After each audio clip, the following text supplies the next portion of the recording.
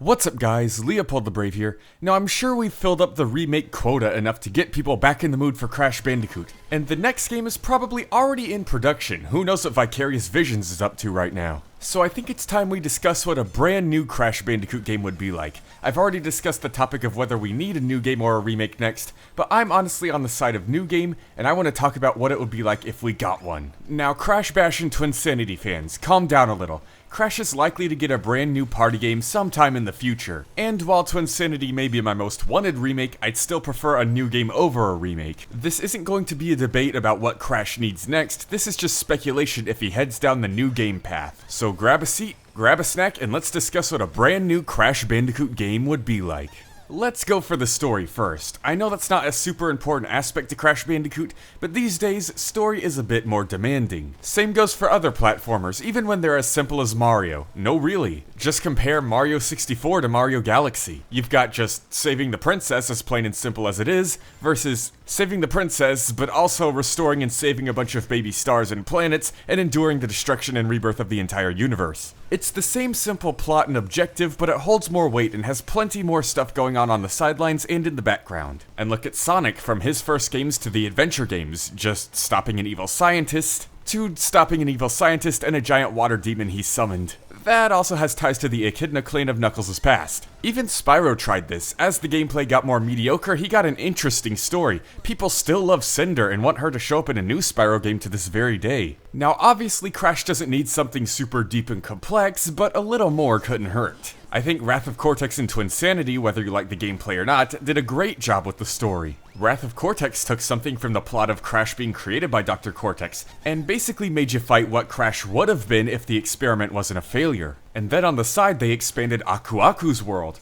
Yeah, there's good and evil masks, but now there's water, wind, fire, and earth masks. And back in Crash Bash, we heard that ancients wouldn't allow Aku Aku and Uka Uka to fight, so there's obviously more to their world going on than we know, and I'd love to know more in a future Crash title. Then we come to Twinsanity and we've got Nina Cortex in the Academy of Evil, similar to how Sonic Adventure 2 had Gerald Robotnik and the Space Colony Arc, something related to the main villain and their past. And whether you like the evil twins as villains or not, you have to admit it's pretty cool that they came from the first tests of the Evolvo Ray, the device Cortex used to mutate Crash and all the bosses in the original game. So I think a new Crash game should do this, expand everything without overcrowding it. Something the Titans games even did right was have a bunch of background characters, a population of nameless fodder to show that there's more than just our main cast in this world and thus more at stake. So for the story, don't add any more, just expand on what we already have, and add what comes from that expansion.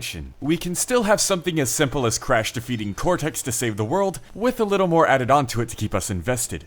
Next we move on to characters, and this is characters as a whole, not just playable characters. We'll get to that in the gameplay section. Now for the overall tone of the characters, I'd like it to match Twinsanity very closely, because Twinsanity had a super unique tone that did really well with comedy. Whether you like the evil twins or not, or how well their writing was, you have to admit everything else in the game was pretty funny. Especially Cortex. Go to any review of Crash Twinsanity, even the negative ones, and they will all point out how Cortex is the greatest part of the game. There are some people who did not like the humor of Crash Twinsanity, but those are also the same people that point out the singular fart joke in the entire game, and blow it way out of proportion. Admit it, you've seen reviews do that too. Trust me, the original Crash games weren't free of juvenile humor either. Crash showing his underwear, making goofy faces, there are plenty of characters burping. Even the most critically acclaimed parts of our childhoods that we still revisit to this very day aren't as clean and wholesome as we thought. Stuff like The Lion King and Toy Story 2 specifically had several burp and fart jokes each. So don't you come to me about Cortex passing gas in a pipe,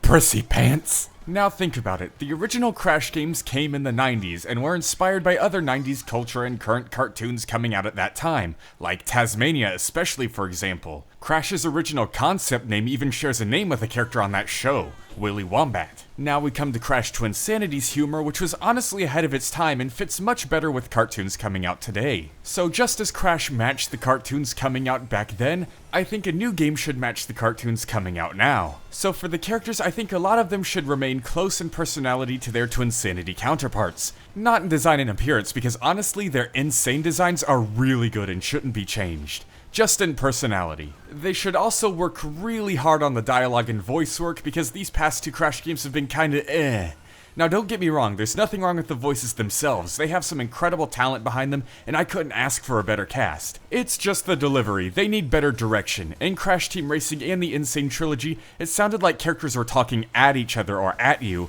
rather than to each other and to you. So same cast, better direction. And now we come to gameplay.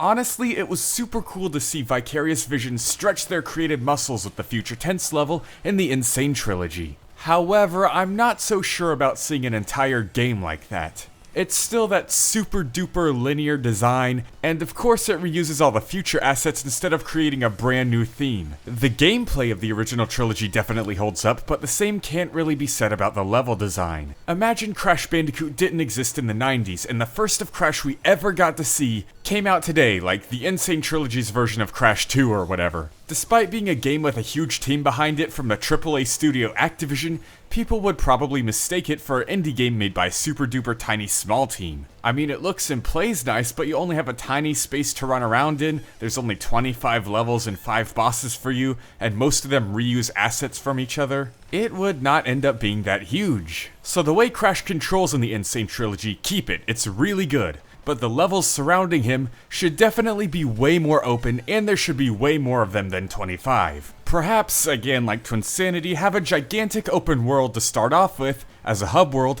that slowly breaks off into hallway-like segments, but bigger. Sorry I keep referencing Twinsanity by the way, I just think it took a lot of steps in the correct direction for the series, but it was plagued with development issues and lack of promotion that caused the game to fail because of outside reasons rather than anything about the game itself. The only thing the game itself got truly criticized for were all the bugs and glitches, which wouldn't be as much of an issue or not an issue at all in a new game. So overall I think the main load of the game should be very heavily inspired by Crash Twinsanity, but of course the vehicle sections people love from the old Crash game should also be implemented.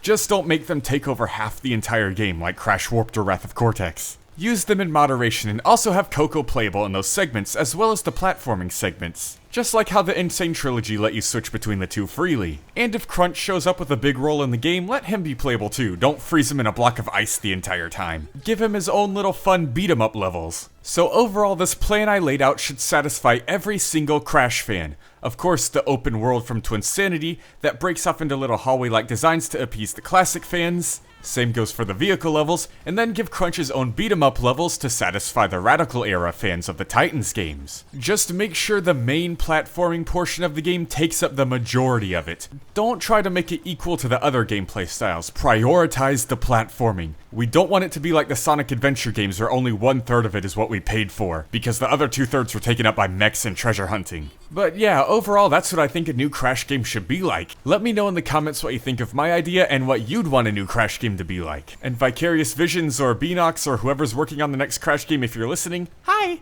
And also, please take these suggestions into consideration. Leopold the Brave, out.